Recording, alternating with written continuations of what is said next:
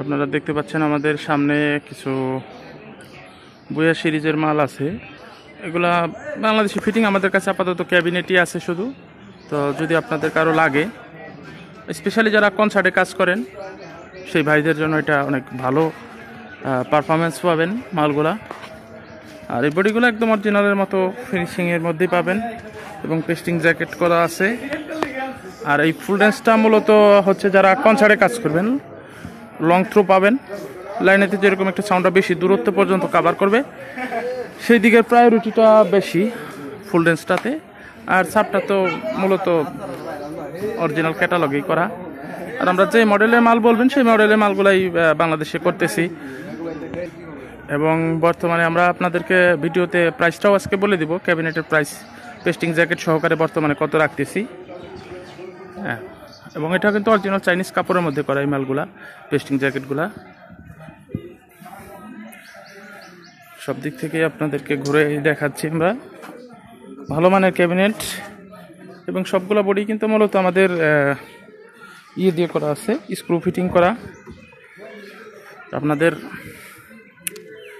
যে তথ্যটা এখন দিব সেটা হচ্ছে মূলত প্রথমে আমরা প্রাইজে আসি। এই ফুল রেঞ্জের ক্যাবিনেট জোড়া 28,000 টাকা হলে আপনারা নিতে পারবেন পেস্টিং কভার সহকারে। ভেতরে হাই ফ্রেম দেওয়া নাই, আর 4/4 গ্যাপ করা সবগুলাই। আর এই মালটাই যদি কেউ জিন্স কভারে নেন তাহলে আরও 2,000 টাকা কমে পাবেন আমাদের কাছ থেকে। আর সাপটা বর্তমানে এটা গর্জন প্লাইয়ের মধ্যেই করা আছে ভালো মানের।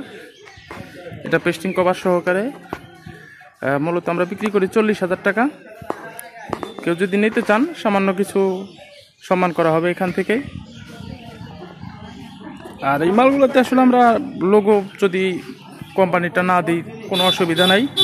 মালের মূলত পারফরমেন্স যেটা করার কথা সেটাই হচ্ছে আসল।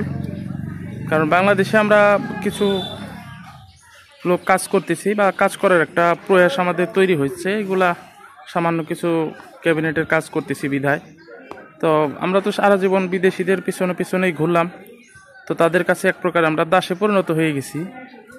এই জায়গা থেকে সীমিত পরিমাণে হলেও যতটুকু বের হয়ে আসা যায়, নয়তো বা আগামী দিনগুলোতে এমনিতেই কর্মসংস্থানের একটা ঘাটতি তৈরি হবে, কারণ রোবট হিসাব মার্কেটে কাজ করবে। আমরা ম্যান পাওয়ার যেটা মানুষের কর্মসংস্থান নষ্ট হবে, সেই জায়গা থেকে আমরা যেই সেক্টরে কাজ করতেছি, অনেকে আছে মেকানিক্যাল সেক্টরে কাজ করেন, অনেকে আছে বর্তমানে আউটসোর্সিংয়ে কাজ করতেছেন, আরও অনেক সেক্টর আছে।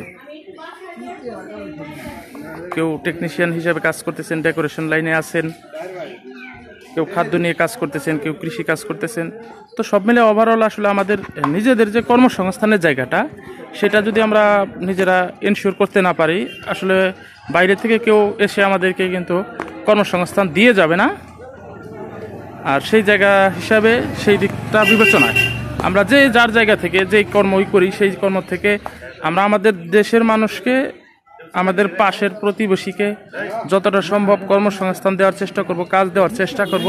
এতে করে আসলে আমরাই কিন্তু স্বাবলম্বী হয়ে উঠবে এক সময়। এই যে ভালো মানের ক্যাবিনেট বাংলাদেশে কিন্তু 10 বছর আগেও কিন্তু এরকম ভালো মানের ক্যাবিনেট কেউ তৈরি করতো না। এই রিসেন্টলি কিছু মেধাবীরা আসলে এই সাউন্ড সিস্টেমের ব্যবসার সাথে যুক্ত হয়েছে। স্পেশালি ঢাকাতে উত্তরা এয়ারপোর্টে এক বড় ভাই আছেন, এছাড়া শাপলা ক্যাবিনেট, RDS সাউন্ডের রুবেল ভাই, তারপর ঢাকা পাটুরিতেও 2-1 জন আছে। তবে ম্যাক্সিমাম আসলে সস্তায় বস্তা ভরার চিন্তায় থাকে, এবং কম প্রাইজের মধ্যে সর্বোচ্চ কোয়ালিটির প্রোডাক্ট কখনো কিন্তু দেওয়া সম্ভব না।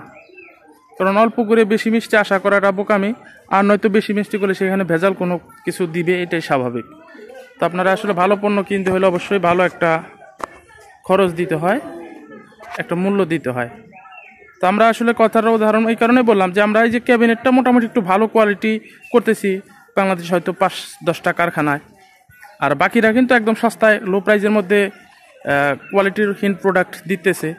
এগুলোতে আপনি যত ভালো মানের স্পিকারই লাগান না কেন, ভালো রেজাল্ট কিন্তু কখনো পাবেন না। আর আমরা এই যে গুটি কয়েক কারখানা মালিক বা কয়েকজন লোক প্রচেষ্টায় আছি যে দেশে একটা কর্মসংস্থান তৈরি হোক। আমাদের এই বাংলা মালগুলো যদি কোম্পানির মালের সমমানে বাজারে আসতে পারি আমরা, যেহেতু আমাদের স্পিকার চাইনিজ অরিজিনাল আসে, কপি আসে, মাস্টার কপি আসে, 3 নাম্বার 4 নাম্বার 5 নাম্বার কপিও আসে। তো যারা একটু ভালো কোয়ালিটির স্পিকার লাগাইতে পারেন তাদের মালগুলো নিয়ে আমরা যে কোনো সময় চ্যালেঞ্জ করতে পারি, যে কোনো কোম্পানির মালের সাথে আমরা পারফরমেন্স পাল্লা দিয়ে আসবো, ইনশাল্লাহ পিছিয়ে পড়বে না। সেটা বেজে হোক, রেঞ্জে হোক, সাউন্ডের কোয়ালিটিতে হোক, মাধুর্যে হোক।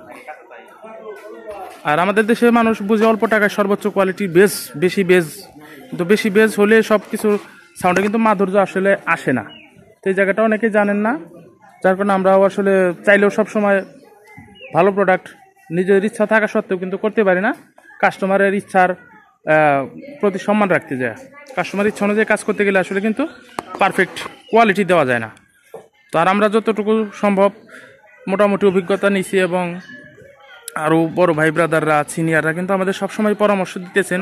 এক প্রকারে বলতে গেলে তারা আমাদের উপদেষ্টা হিসাবে ফ্রিতে কিন্তু আমাদের সার্ভিস দিতেছেন।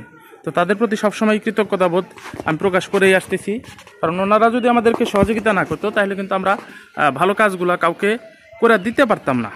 তো ওনারা আমাদেরকে সবসময় সাপোর্ট দিতেছেন কোয়ালিটি করার জন্য। তো তাদের সহযোগিতা আমরা কিন্তু আসলে মোটামুটি একটু অভিজ্ঞতা হয়ে গেছে। তারপরেও কাজ শেখার শেষ নেই, এটা ছাত্র হিসেবে অবিরত কাজ শিখতেছি, এটাই সত্য কথা। তো আপনাদের প্রতি আহ্বান থাকবে, আপনারা দেশে পণ্য কিনে, এবং আমরা যে কারখানা, ক্যাবিনেট কারখানা করছি, এটা মোটামুটি একটু বড় প্রয়াসে এখন কিন্তু তৈরি হতেছে।